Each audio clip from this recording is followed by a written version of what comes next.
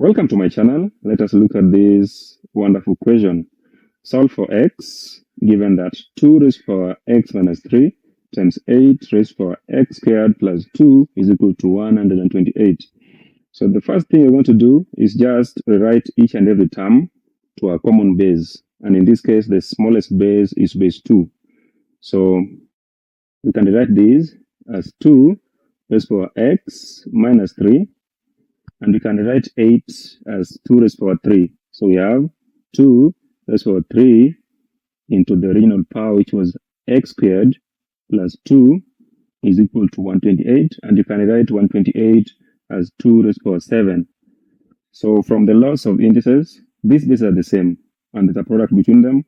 So if you have two numbers, say a raised to power n times a raised to power m, that is the same as a raised to power, which is the equivalent to the sum of the original powers.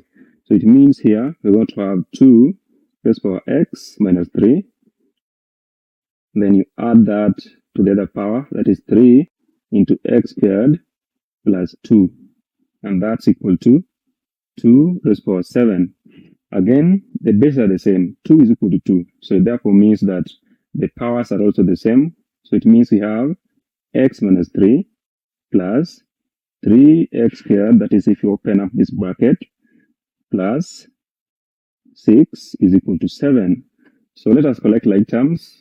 We have 3x squared plus x. Then you have plus 6 minus 3 minus 7 is equal to 0. So this will be 3x squared plus x. And this will be the same as minus 4. And that's equal to 0. So what we have here is a quadratic equation, which you can solve using any of the methods. So let us go for factorization method. So for factorization method to work, we're going to look for two numbers whose sum is the same as b, and b in this case is 1, and their product is the same as 3 times negative 4, which is negative 12. And you'll find that those two numbers are 4 and negative 3.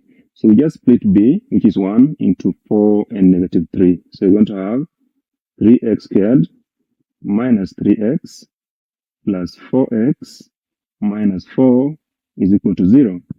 So the common factor between these two is 3x. So we have 3x into x minus 1. So we expect x minus 1 this side. And for you to have obtained negative 4, it means you multiplied negative 1 by positive 4. And that's equal to 0. So we have 3x plus 4 into one of these, that is x minus 1 is equal to 0. So this is a product of two numbers and they give us 0. So it means either one of these is a 0. So if we took that 3x plus 4 is the one that is equal to 0, then we're going to have x being equal to negative 4 over 3. And if we took that x minus 1 is equal to 0, then it means x is equal to positive 1. Thank you for watching. Kindly remember to subscribe.